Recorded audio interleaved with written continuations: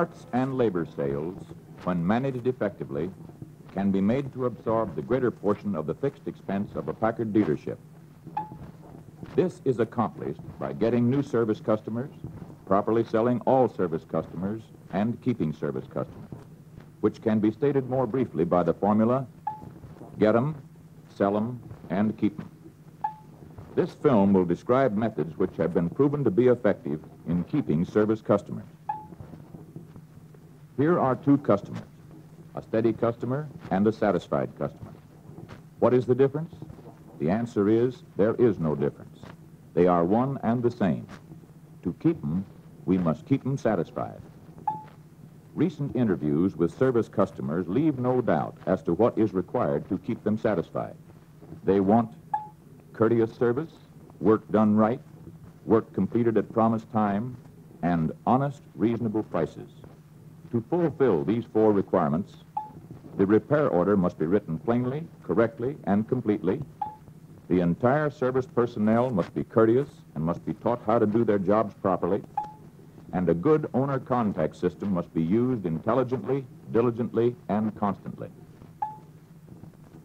The repair order will be discussed first, because if it isn't written plainly, correctly, and completely, the mechanic will likely not do the work properly, and the owner contact system cannot be used as it should be.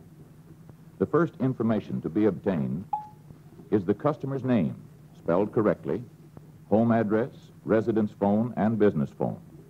In the case of a new customer, this information is absolutely necessary in the successful operation of the owner contact system. Also, the type or model, serial number, motor number, license number, and speedometer reading should be recorded on the repair order, and we strongly suggest that the make of the car also be recorded in a suitable place on the repair order. Next, record the time received and the time promised. Always ask the customer when he would like to have the car ready, and promise the car at that time if possible.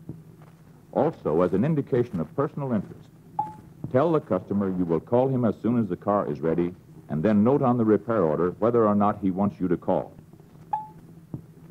All the operations to be performed and the prices charged must be accurately specified and written plainly. These instructions also apply to the list of materials used and written on the repair order, and the subtotal prices and total charge written on the bottom of the repair order. The importance of these instructions cannot be stressed too highly, because not only is it an important factor in making it possible for the mechanic to do his work properly, but it is also extremely important that the customer be able to read his copy of the repair order. He may not be able to understand all he reads, but he most certainly wants it written so he can read it. He can read and add figures, and he would like to be able to check your calculations by reading and adding the prices of the parts for which he has been charged, and the prices of the labor which was listed so he can check the total for himself. When the operations, parts, and prices are not clearly written, this can happen. What did you have done to the car today, dear? That's what I've been trying to figure out ever since I paid my bill. You know, Betty, I don't believe those high binders want you to be able to read a bill. That way you can't tell whether you're being rooked or not. This is a natural conclusion. And since anyone can learn how to write plainly if he wants to, he should most certainly want to, if his job is that of writing repair orders. After the repair order is written properly, it should be signed by the customer to authorize the work to be done. Then the order should be assigned to a mechanic, specifically calling attention to the promised time of delivery and any special instructions on the order. And speaking of special instructions, most service customers have certain definite things they want done to their cars. I'd like to have the rattle taken out of the gear shift lever and the door locks fixed so they work easier. The repair order reads, free up door lock cylinders and remove rattle from gear shift lever. This customer drove into your service station to get these two jobs done. Quite likely they have irritated him until they forced him to drive in for service. And even though the rear bumper is so loose you can hear it rattle a block away. Or you finally sell him a job that comes to over $25. The items most important to him on the work order are the two he first requested. Fail to do them, and he decides immediately that you do not have a sincere interest in his personal wants. Paying the money may cause him to forget them for the moment, but by the time he gets home, I paid them $26, and those door locks still work almost as hard as they did when I drove the car in. They didn't care what I wanted. All they wanted was my money. How much did they charge you for fixing them, dear? Oh, they charged me less than $1, but that's not the point. The point is that those door locks have been driving me nuts, and I wanted them fixed so they'd work. I'll sure tell them about this. will he? I wonder. He may be just mad enough that he will never come back. So let's fix the little things the customer wants fixed. Also, the customer should be called promptly if for any reason it is found necessary to deviate to any major degree from the instructions on the repair order, or if you find it is necessary or advisable to do more work than is specified, so you can get the deviation or additional work okayed by him. Because when a customer comes in to pay his bill, he never likes to find out then, for the first time, that part of the work has not been done, or that the bill is larger than he thought it would be, because of additional work done without his okay. Also, if for any reason you find you are unable to complete the car at the promised time, you should notify the customer as soon as possible after finding out that you can't fulfill your promise. And now, let's briefly discuss the man who is responsible for doing the work listed on the repair order. Packard has worked diligently to place training material in the field that will tell Packard mechanics what to do and how to do it. Today, plenty of good service equipment is available that, when kept reasonably busy, will soon pay for itself. Such equipment makes it possible for the mechanic to do his job properly. However, even though the mechanics are properly trained and properly equipped, there is another factor that is far more important than either of these in keeping customers satisfied. The mechanics must want to do the job properly, and then do it properly. This is undoubtedly the most difficult problem which confronts most service managers today.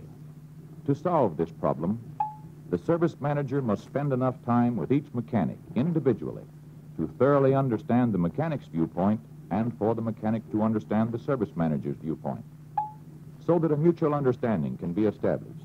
This requires on the part of the service manager and the mechanic a sincere interest in the welfare of the company and in each other. After the work is completed, it should be checked by testing the car to see that everything listed on the order has been done as specified, paying particular attention to the items listed at the beginning of the repair order as the ones which the customer first stated he wanted done. Before the repair order is presented to the customer, it should be checked carefully to see that it is written plainly and so the customer can understand it. The customer information at the top of the order is complete and plainly written. The proper prices have been assigned to each operation performed. The parts are all listed and correctly priced, and the prices are subtotaled and totaled properly and plainly. If at the time the repair order is presented to the customer for payment, there is anything with which he disagrees or which he doesn't understand, the service salesman who wrote the order should make the explanation in such a way that it appears logical to the customer and completely satisfies him. When the customer is ready to leave, be sure to thank him for his business and cordially invite him to return whenever he needs further service. Well, there he goes. If you have done as we have suggested, he will likely be a satisfied customer. But no matter how careful you are, there is always the chance that you slip somewhere. That is why a good owner contact system must be used intelligently, diligently, and constantly. The effectiveness of an owner contact system always depends upon the efficiency of the person who operates it. That person can be either a man with a pleasant personality and a pleasant voice, or a girl with the same characteristics. But whoever does the job must like people and like to deal with people. They must like to write letters, like to talk to people on the telephone, like to talk to people personally, and like detail. And each customer contacted must be made to feel that you have a sincere personal interest in him and his business. Every successful owner contact system must contain a complete, up-to-date list of all service customers and the personal information pertaining to them, such as address, phone number, and so forth. It must also contain a complete service rendered card, which records a complete history of the car from the day it was delivered to the owner, the work on each repair order, and the dates when the work was done. This automatically develops a complete running record of the condition of the car. This card is a service tool to be used as a guide in obtaining additional service business from each customer. It not only shows the service rendered or purchased by the customer, but also the service required and recommended but not purchased. These required items should be called to the owner's attention through the owner contact system. The owner contact system consists of monthly mailings made automatically to each Packard service customer. In addition, a service customer can be followed up by letter, telephone, or personal contact. The method used should be recorded on the service rendered card. Of course, if you don't need more service business, like this man, Nope, we can't take your car today, and I don't know when we can get to it. following these instructions is unnecessary. But if you do need more service business, you need a good owner contact system. And to get more service business and keep it, you must properly use your owner contact system.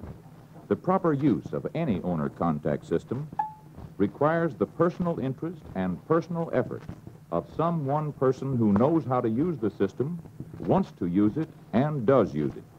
When this type of contact fails, you must make personal contact with the customer to find out why he hasn't been back for service. Because if you don't know why, you can't possibly take the right action to bring him back. All good owner contact systems show the amount of each repair order for each customer. Let's suppose we pull one out of the file that shows repair orders amounting to $10.62, $25.30, and $18.75 for work done over a period of 4 months. Just one glance at these amounts should convince anyone that it is important to keep this customer's business. If June 16th is the date of the last repair order, then on December the 16th, 6 months later, the customer will go into the inactive group. At this time, you should write the customer a personal letter in a sealed envelope, reading something like this. Dear Mr. Brady, your Packard was in our shop for service in the months of February, April, and June of this year. We have not had the pleasure of servicing your car during the past 6 months, and we consider you a valued customer and friend. We sincerely appreciate your business and are keenly interested in keeping your car looking well and running well. May we please have the pleasure of seeing you in our place of business soon. Cordially yours, George Thompson, Service Manager. This is the kind of personal letter you would like to receive under similar circumstances. So why not take the time and effort necessary to write such a letter to Mr. Brady? His likes and dislikes are the same as yours. When he reads your letter, he will very likely appreciate it, because you may be certain that he doesn't receive many like it. And because he is pleased with the letter, it is quite possible he will call you on the telephone and tell you why he hasn't been in for service. But if you don't hear from him in some manner, on January the 16th, 30 days later, you should call him on the telephone and find out exactly why he has not been in. It is possible that he will tell you in a pleasant manner that he has not been in because he has not needed any service. In that case, he should be sold on bringing in his car regularly so you can lubricate it, change motor oil, change transmission and differential lubricant, lubricate wheel bearings, and perform other preventive maintenance operations. But if when you talk to him on the phone, his answers are not direct and pleasant, you should call on him personally at his office or at his home and find out the real reason why he hasn't been in. Possibly he has been sold on taking his car to some other shop. In this case, you should find out what sold him on the idea. Maybe you have taken Mr. Brady for granted and have never really tried to sell him on your shop. But it is always possible that the customer is dissatisfied with the work which you last did on his car and has decided that he will not tell you anything about it and will not return for further service. And speaking of dissatisfied customers, George Thompson, Service Manager for Lewistown Packard, has just received a telephone call. Let's listen. George Thompson speaking. George, this is Bill down at the Broad Street Bar. Yes, Bill, what can I do for you? You did plenty for me the other day when you fixed my Packard, and I appreciate it. Now I want to do something for you. That's certainly nice of you, Bill.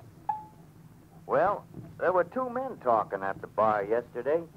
One of them said, Why, I wouldn't buy another Packard even at a discount if I had to buy service from the dealer here in town. After paying him a $35 service bill, I found out they never did do part of the work they charged me for. Did you go back and tell him about it? Hell no.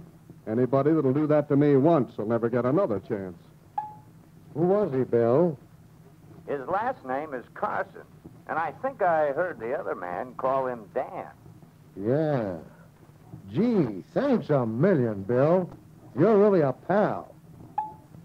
So George starts looking for Mr. Carson's service-rendered card file so he will know what action to take to settle the complaint and thus change a dissatisfied, complaining, lost customer into a satisfied booster.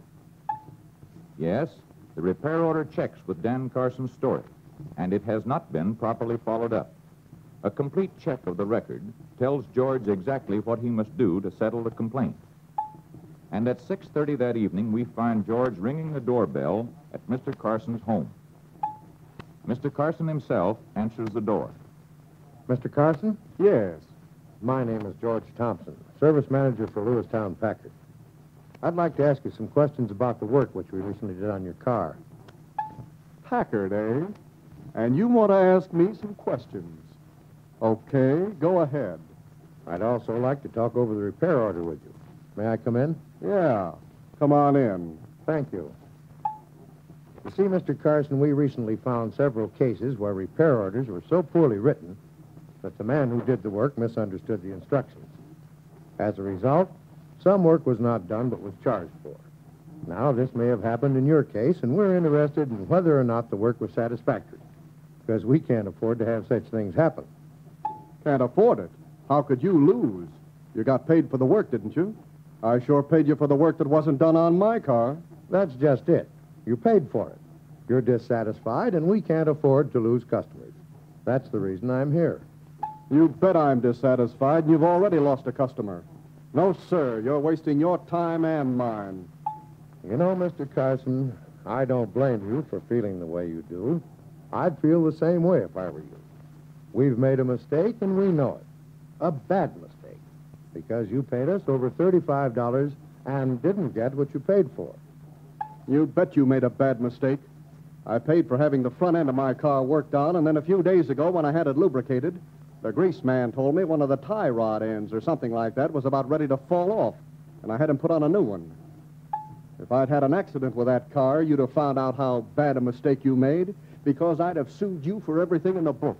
And I wouldn't have blamed you if you had.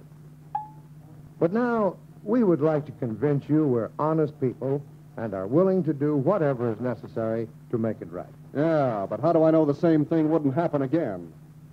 Well, in the first place, we had a serious discussion with each of our boys and explained to them just how important it is to both the customer and the shop to have a clearly written repair order, and then make sure that the work listed is done. Now, what we'd like to do, if you'll let us, is call for your car tomorrow, and I'll personally give the car a thorough inspection, and it won't cost you a cent. My gosh, George, you talk like you really do want my business. We do want your business, and when the car comes back to you, it'll be washed and lubricated free of charge to show you how much we value you as a customer. Okay, you pick up the car in the morning. We'll see how it works out. And a week later, we hear Dan Carson talking again. You remember when I was telling you some time ago about getting my car fixed by the Packard dealer? You mean about how they gypped you? Yeah. Well, the service manager called at my house about a week ago, and he seems to be a sincere fellow. He fixed my car all up free of charge, gave me a free wash and grease job for the trouble they'd caused me, and really bent over backwards to make things right. He even called me last night to see if everything was satisfactory. You know, when people really try to be sincere and work that hard to convince you, you just have to respect them. So the complaint was settled, and you can bet this complaint won't bounce back like a rubber ball.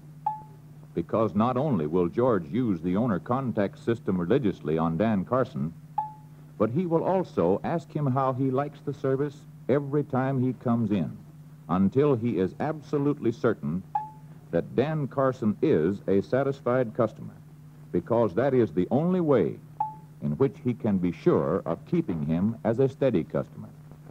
But George also knows that it is easy to keep Dan Carson satisfied. When the entire service personnel are courteous and know how to do their jobs properly, when Dan's car is always delivered promptly at the promised time, and when the service department renders sincere, conscientious, guaranteed service.